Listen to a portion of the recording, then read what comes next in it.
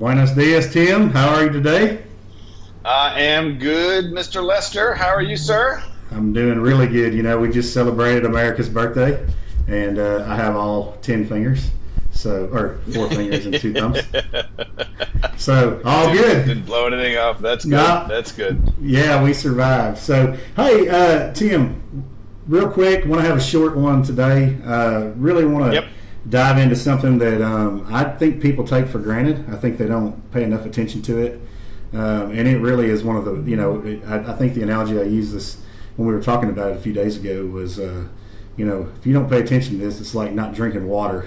It's like pretty essential to your nutrition. So let's talk about good old lead time, right? Managing lead time and kind of how we do it and our approach to it and the philosophy around it. The thing there's a couple of things I really want to point out with it. Number one, it's a basic nutrient to your supply chain, so to speak. Oh. It's if you're not doing My it, God. you're gonna overstock, or you're gonna make some decisions. Oh. Yeah, Absolutely. And it really does drive the effectiveness, right? Because we talk about our minimum stocking strategy and our reorder points and stuff like that, and lead time is one of the three legs of that stool, right? We've got lead time, criticality, and consumption.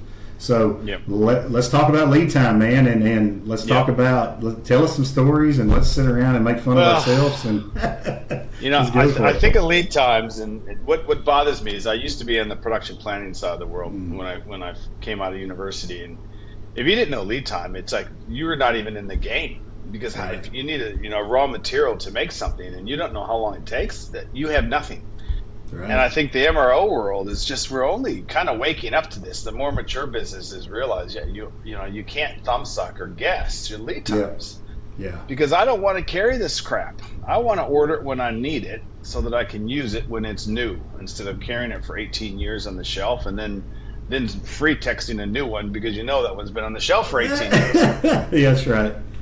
So lead time is something we need to help lift the maturity. It is one of the problems is, raw materials. Sometimes you have 10, 12, 30, maybe 100 materials you're dealing with, where we're dealing in some cases hundreds of thousands of materials. So that's a fair point, because how do you manage that many materials when all your suppliers are changing all the time?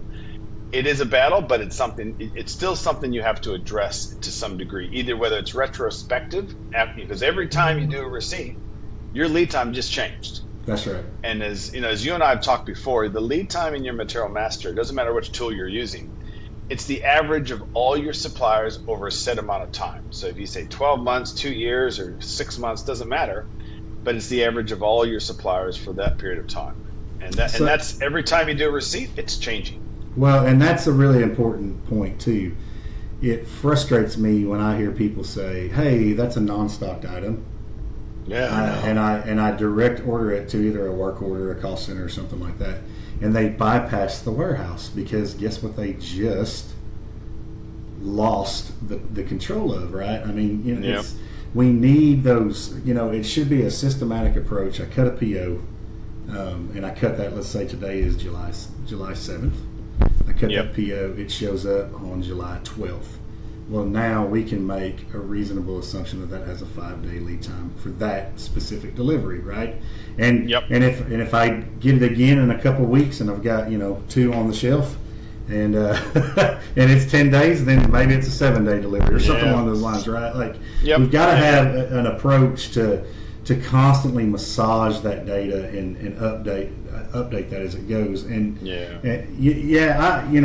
I think where I came from, right, Tim, we got to the point where we downloaded the last 30 days of deliveries, and took a look at it, and as long as it was within a certain deviation of what's already there, we updated it, and then we reviewed things that were way out of whack. So that's probably a way to do that. Like how would you approach recommend that's a that good to point. somebody? In 30 days, how many of your materials actually get receipted? Yeah, Probably less than 1%. That's, of course. Yeah. Therein lies. Well, you expand it out, because then you're going to pick up a whole lot more deliveries, because things in the MRO world don't move quick. We know that. So this is where companies get stuck, and it depends on your ERP system. We deal a lot with SAP, so there's how do you mix into your lead time? Is it FIS or is it X works? Meaning, does the supplier deliver to your freight company, so they're going to quote a lead time to get it to their door? Yeah. Because your freight company picks up, versus if they're delivering FIS, which is free in store, I mean they're delivering to you. That's a different lead time, because now it's hard to compare apples with oranges. And so when I worked in mining with big companies, we kept freight separate from the material.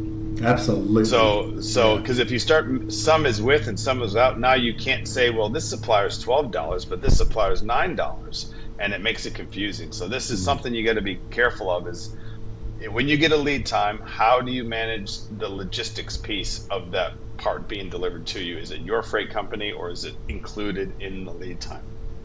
Yeah, and that actually makes me think. We have a client in Mexico that, and I've talked to some other guys, just on this topic, that have have some clients actually over or have some sites in Australia and down in West Africa and stuff like that.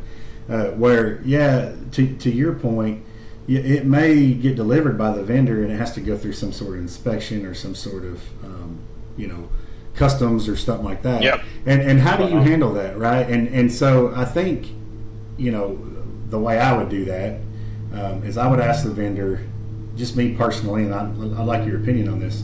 I would ask the vendor, how many days is it going to take you to get it to where that process starts? And then that's my planned delivery time, right? If I opened up the material master and I put in that planned delivery time, or the info record or whatever, wherever we're going to record that. But whatever it takes, and especially in SAP, whatever it takes for me to process that and do my internal stuff, that's the goods receipt processing time, right? Because I always want to get those vendors. I want those vendors to be compared on the same measuring stick, right? Yep. Right. So well, just something to think about. Yeah. This is really good, because this is how lead times tie into your reorder point or to your minimum. Because remember, forget about max. People spend way too much time worrying about the max. Min. The min reorder point is your risk. Yes. So if your logistics varies, what does that mean? You're gonna have to carry more inventory. That's right. Because to manage the risk. You don't, you're managing the risk, and remember, your reorder point is that shock absorber. It's trying to buffer between you bottoming out your shocks and running out of stock. So if you're, like you said, if you're like West Africa, and you've got you're through the ports could vary by 30 days, that translates into inventory that you have to carry working capital. That's right. And sometimes that's a necessary evil. I've been, where was I? In Southeast Asia, and they had to manually stamp everything with this little tax thing. So they were forcing a manual process into something that could have been automated, but it was government. So that had to be included. So the purchasing process was manual. So there's things you have to be aware of, but it's how do you manage each piece of your lead time? Because people think the vendor says, hey, it's 7 days. Well, the 7 days from the point the vendor gets the PO and they put it out their door, that's not the lead time. The lead time is you create the requisition, you have to get it approved, then you have to convert it into a PO, then you have to transmit it. Hopefully that's not by email, that's all electronic. Then the vendor does their thing. Then they get it to a freight company that probably has to cross-dock it. Then it gets to the warehouse, and then you got to receipt it. That is a much longer lead time than most people think. Yeah. So, and again, when you don't know that very well, either more inventory or you're risking running out. So that's why understand lead times is so important. Yeah, and a little plug for what we do. We've got a tool, right, in Millie that will calculate that, and it will allow you to look at all the all the actual deliveries in one screen, so you can say, I know, it's a good point. We're too humble, because this is why we built the tool to do it, because nobody to do this manually, even out of SAP, you have to download all your purchasing history and just do it manually. They have a tool, WPDTC, but it's clunky, it's not efficient. Where we've tried to make this automatic and easy, and so you can clearly see how your lead times are changing. You can clip one here, take that one out. That was a one-off, 120 days. I don't want that included, because lead times because you got so many materials, you have to make it easy. So we built this tool to do that. And if you don't have one, a lot of I've seen a few tools around that can do this, and you need to manage them. It's too important of an input. A client I was just at, another mining company in northern Queensland here in Australia, they just defaulted 7 to 14 days for all the materials. They just said, well, we don't know. We just put it in 7, 14 days. And then so I downloaded them, put them through the back end of Millie, and they've got materials that are 90 days, and they're planning to 14 days. I'm just like, yeah, and those guys are going to show up to do the work, and they're going to say, "Where's my parts?" And now we're right back in that bad cycle of not trusting procurement, supply chain, and all that good stuff. So, well, yeah, we could talk about this all day, but guys, if you're struggling with lead times, we can help you. Give us a shout. Yep. It's pretty simple It's when important. you see it. It's so important, yeah. So just like drinking your water and getting sleep, it's pretty important to your health. So, amen, brother. Get your lead times right. All right, Tim, we'll catch you on the next one. Appreciate your time. Good talks as always, my man. See you, buddy. See you, buddy. Bye.